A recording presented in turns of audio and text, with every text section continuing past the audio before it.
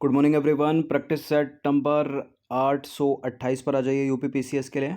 Practice करेंगे इसमें हम इंडियन ज्योग्राफी के प्रश्नों पर। चलिए स्टार्ट करते हैं। तो क्वेश्चन नंबर 1 है, भारत में चंद्र और भागा नदियां किस क्षेत्र में बहती हैं बताइए। स्पीति, लद्दाख, लाहौल, कारगिल। देखिए ये बहती हैं हिमाचल प्रदेश में। ठीक है, अब उत्तर होना चाहिए या तो स्पीति या लाहौल। तो एलिमिनेट कर दीजिए लद्दाख को और कारगिल को। सही उत्तर क्या हो जाएगा इसका? लाहौल। ठीक है, ऑप्शन नंबर सी। तो भारत में हिमाचल प्रदेश राज्य के लाहौल घाटी में चंद्रभागा नदियां प्रवाहित होती हैं। जो चंद्र नदी है उसका उद्गम होता है चंद्रा ताल के निकट एक ग्लेशियर से, जबकि भागा नदी का उद्गम होता है बारालाचा के निकट से, और तंडी के निकट चंद्र एवं भागा का संगम होता है, और यह जो है चंद्रभागा नदी या चिनाब कहलाती है। नंबर 2 पर आ जाइए। भारत की निम्नलिखित नदियों में से कौन हिमालय की सभी श्रेणियों को काटती है? हिमालय की सभी श्रेणियों को काटती है कौन सी नदी? ये ऊपर से आ रही है इंडस सिंधु। ठीक है, ये सतलज, ये है सतलज। तो हिमालय की ये सभी श्रेणियों को काटती है। झेलम और फिर चिनाब,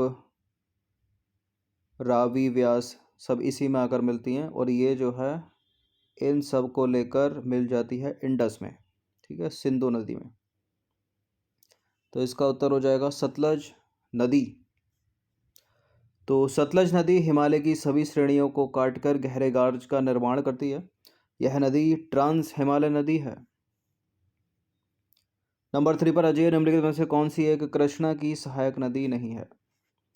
कृष्णा की सहायक नदी कौन सी नहीं है इसमें? भीमा है कृष्णा की सहायक नदी, डॉन भी है, तुंगभद्रा भी है, तेल नहीं है। ठीक है, तो तेल नदी कृष्णा की सहायक नदी नहीं है। तेल नदी जो है वो महानदी की एक प्रमुख सहायक नदी है।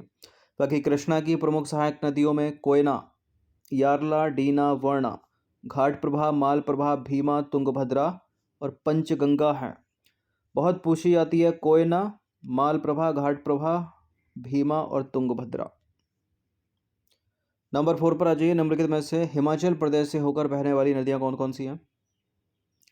हिमाचल प्रदेश से रावी भी बहती है, व्यास भी बहती सतलज भी है। तो सही उत्तर नीचे की तरफ आइए। यमुना भी थोड़ा सा पार्ट बहती है, तो डी हो जाएगा। व्यास, चिनाब, रावी, सतलज और यमुना। तो व्यास नदी, चिनाब नदी, रावी, सतलज, यमुना जो है हिमाचल प्रदेश से होकर बहने वाली प्रमुख नदियां हैं। क्वेश्चन नंबर 5 पर आ जाइए। भारत की निम्नलिखित नदियों में से कौन सी दामोदर की सहायक नदी नहीं है? दामोदर की सहायक नदी बराकर है, जमुनिया है, बारकी है, इंद्रावती नहीं है। तो दामोदर नदी जो है हुगली की सहायक नदी है, और दामोदर नदी का उद्गम होता है छोटा नागपुर पठार से। यह झारखंड और पश्चिम बंगाल में बहती है। इसकी सहायक नदी बारकी, जमुनिया और बराकर है। दामोदर नदी पर ही दामोदर घाटी निगम आधारित है। इंद्रावती की बात करें तो इंद्रावती गोदावरी की सहायक नदी है, जो उड़ीसा, महाराष्ट्र और छत्तीसगढ़ से, ठीक है, छत्तीसगढ़ में बहते हुए गोदावरी में मिल जाती है इंद्रावती। नंबर 6 पर आ जाइए। निम्नलिखित नहरों में किसे दामोदर नदी से निकाला गया है? कौन सी कैनाल है जिसको दामोदर नदी से निकाला गया है? एडन नहर। तो एडन नहर वर्ष 1938 में दामोदर नदी से निकाली गई थी। यह 65 किलोमीटर लंबी है और लगभग 10,000 हेक्टेयर भूमि को जो है सिंचित करती है। क्वेश्चन नंबर 7 पर आ जाइए। निम्नलिखित में से किस नदी के ऊपरी भाग में मीठा जल परंतु निचले भाग में खारे जल का प्रवाह मिलता है? देखिए, जब मीठा जल इसमें मिलता है तो ये कहलाती है साबरमती, और जब निचला खारी हो गई तो ये होती है लूनी नदी के नाम से जो है आगे चलती है ये। तो राजस्थान की लूनी नदी का जो उद्गम है वो अजमेर के निकट अरावली श्रृंखला में स्थित नागा पहाड़ी से होता है। प्रारंभ में इसे साबरमती के नाम से जाना जाता है तथा पुष्कर झील से निकलने वाली इसकी सहायक नदी सरस्वती कि इसमें मिलने के बाद ये लूनी कहलाती है। अपने प्रवाह मार्ग के ऊपरी भाग में लगभग 100 किलोमीटर तक इसमें मीठा जल पाया जाता है, परंतु बाड़मेर के बाला बालोतरा में पहुंचकर इसका जल जो है वो लबड़िया हो जाता है, खारा हो जाता है। इस पर प्रश्न 2 बार कर चुकी है यूपीपीएससी पिछले 10 वर्षों में। क्वेश्चन नंबर 8 पर आ जाइए। पूर्व की ओर बहने वाली भारत की निम्नलिखित नदियों में से किस एक में निम्नावतल के कारण विभ्रंश घाटी है? पूर्व की ओर बहने वाली भारत की निम्नलिखित नदियों में दामोदर, ठीक है, ए से हो जाएगा इसका उत्तर। तो निम्नावतल के कारण विभ्रंश घाटी के निर्माण का जो संबंध है वो दामोदर नदी से है। क्वेश्चन नंबर 8 पर आ जाइए। उत्तर प्रदेश और मध्य प्रदेश राज्य में संयुक्त राजघाट नदी घाटी परियोजना लागू की गई है।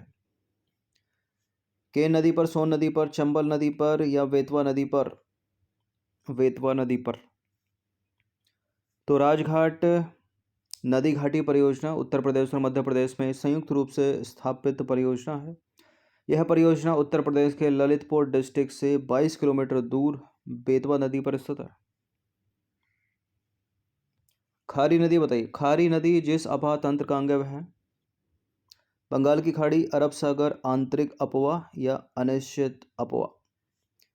खारी नदी जिस अपाह तंत्र का भाग है वह बंगाल की खाड़ी। तो खारी जो है वो चंबल की ट्रिब्यूटरी है, चंबल की सहायक नदी है। और चंबल की बात करें तो यमुना की सहायक नदी है, और यमुना गंगा की सहायक नदी है जो कि बंगाल की खाड़ी में गिरती है। इस प्रकार यह सभी नदियां बंगाल की खाड़ी अपवाह तंत्र का अंग हैं। ठीक है, खारी चंबल की सहायक नदी, चंबल यमुना की और यमुना गंगा की। गंगा कहाँ समा गई? बंगाल की खाड़ी में। कपिली नदी है, कपिली निम्नलिखित में से किसकी सहायक नदी है? कपिली कोसी की नहीं है, गंगा की नहीं है, ब्रह्मपुत्र की सहायक नदी है। कपिली या कोपोली? तो कपिली या कोपिली ब्रह्मपुत्र की ट्रिब्यूटरी है, ब्रह्मपुत्र की सहायक नदी है। कामरूप नगर जो है वो इसी नदी पर अवस्थित है। इंपॉर्टेंट है ब्रह्मपुत्र की सहायक नदियाँ। मानस, बराक, ठीक है, बराक नहीं है, मानस, लोहित, सुवनश्री, धनश्री, कामेंग, ठीक है, याद रखिएगा। क्वेश्चन नंबर 11 पर आ जाइए। संकोश नदी निम्नलिखित में से किसकी सीमा बनाती है? देखिए, संकोश नदी का उद्गम होता है उत्तरी भूटान से। अब उत्तरी भूटान से जब इसका उद्गम हो रहा है तो ये हिमाचल और उत्तराखंड तो जाएगी नहीं उधर, ठीक है, गलत है पहला वाला स्टेटमेंट। असम और अरुणाचल, असम तो है, ठीक है, असम से ही प्रवेश करती है भारत में, लेकिन असम और पश्चिम बंगाल के बीच सीमा बनाती है। सी है इसका उत्तर। तो संकोश नदी असम और पश्चिम बंगाल के मध्य जो है सीमा बनाती है। संकोश नदी का उद्गम उत्तरी भूटान से होता है और यह भारत के असम राज्य में ब्रह्मपुत्र नदी से मिलती है। इसे स्वर्णकोशा नदी भी कहा जाता है। देखिए, भूटान में इसे वांगडियू फोड्रंग शहर के पास कई सहायक नदियों के संगम के बाद पुनः सांगचू के नाम से जाना जाता है, और भारत में प्रवेश करने के बाद यह असम और पश्चिम बंगाल की सीमा पर बहती है। क्वेश्चन नंबर 12 पर आ जाइए। इनमें से कौन सा शहर गंगा नदी के किनारे नहीं बसा है? गंगा नदी के किनारे बसा है भागलपुर, बिहार का। फतेहपुर भी, कानपुर भी। उत्तरकाशी नहीं है, उत्तरकाशी तो भागीरथी नदी के किनारे है ना, ठीक है। तो गंगा नदी की प्रधान शाखा है भागीरथी, जो उत्तराखंड के उत्तरकाशी जिले के गोमुख नामक स्थान से निकलती है। देवप्रयाग में भागीरथी और अलकनंदा का होता है संगम, फिर आगे जो है ये गंगा बनकर चलती है। अतः उत्तरकाशी का संबंध भागीरथी से हो गया, गंगा से नहीं। फतेहपुर, भागलपुर, कानपुर ये गंगा नदी के किनारे स्थित है। क्वेश्चन नंबर 13 पर आ जाइए। लेह अवस्थित है झेलम के बाएं तट पर, झेलम के दाहिने तट पर, सिंधु के दाएं तट और सिंधु के बाएं तट? बताइए।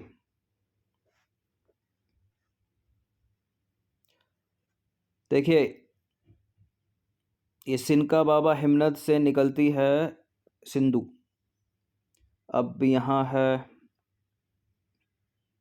चेनाब, झेलम, रावी, व्यास और ये सतलज आ रही है। ये छोटी छोटी जितनी भी नदियाँ हैं, मतलब ये जितनी तीनों चारों हैं, ये सतलज में मिलेंगी। सतलज सीधी जा रही है, फिर आगे चल के सतलज जो है वो मिल जाती है इंडस में। अब जो लेह लद्दाख है, ठीक है, लेह है वो यहाँ है, मतलब सिंधु के है वो एक तरह से दाहिने तट पर, और ये हो गया सिंधु का बायां तट, ठीक है। इधर जब नीचे मुड़ के आ रही है तो इसका दायां तट कौन सा होगा, ये बायां तट कौन सा कहलाएगा, ये तो यहाँ है वो, यहाँ लेह है। और बाकी चेनाब, झेलम, ठीक है, रावी, व्यास, सतलज, तो इनमें से कोई सा इनको तो एलिमिनेट कर दीजिए, ये तो काफ़ी नीचे है। तो ये है सिंधु के दाहिने तट पर। कहाँ गया ऑप्शन, सिंधु के दाहिने तट पर, सी हो जाएगा इसका आंसर। तो लेह जो है वो सिंधु के दाईं ओर, देखिए इसमें देखिए, ये है लेह, ठीक है, लेह, और ये है इंडस, सिंधु नदी, ये हो गया इसका दायां तट, ये हो गया इसका बायां तट, ठीक है। अगर इस तरफ कोई चलेगा तो राइट हैंड उसका इस तरफ होगा, लेफ्ट इस तरफ होगा, ठीक है। सिनकाबाब हिमनद से निकलती है सिंधु नदी, तो सिंधु के दाहिने तट पर। इस तरह से ये प्रश्न पूछे जाते हैं एग्जाम में, याद रखिएगा। बाकी चेनाब, झेलम, रावी और व्यास, अब यहाँ से आती है सतलज, ये सब इसमें मिल जाती हैं, फिर नीचे जाके सतलज, इन सबको साथ लेकर सतलज के नाम से ही चलती है, ठीक है। तो सतलज वो एकमात्र नदी है इसमें छोटी छोटी नदियाँ आकर मिलती हैं, और सतलज जो है वो आगे जाकर सिंधु में मिल जाती है, इंडस में मिल जाती है। नंबर 14 पर आ जाइए। निम्नलिखित में से कौन दो भारतीय राज्यों के साझेदारी वाली झील है। चिल्का तो उड़ीसा में है केवल, तो ये तो होगा नहीं। कोलेरू आंध्र प्रदेश में पूरी तरह से, लोनार महाराष्ट्र की हो गई। पुलिकट जो है वो आंध्र प्रदेश और तमिलनाडु के बॉर्डर पर है, तो सी है इसका आंसर, मतलब डी है इसका आंसर। तो पुलिकट झील आंध्र प्रदेश और तमिलनाडु की सीमा पर अवस्थित है। श्रीहरिकोटा द्वीप जो है वो इसे बंगाल की खाड़ी से अलग करता है। 15वां प्रश्न है, दक्षिण भारत की नदियाँ प्रमुख रूप से निम्नलिखित में से कौन से अपवाह तंत्र का निर्माण करती हैं। खंडित, अरिय, वृक्षनुमा या जालीदार। वृक्षनुमा, सी। तो दक्षिण भारत की नदियाँ मुख्यतः जो है, मुख्यतः वृक्षनुमा अपवाह तंत्र रखती हैं, याद रखिएगा, ठीक है। सही उत्तर क्या होगा, वृक्षनुमा। तो 15 प्रश्न थे ये इंडियन ज्योग्राफी के, इनकी प्रैक्टिस एक बार कर लीजिएगा। धन्यवाद।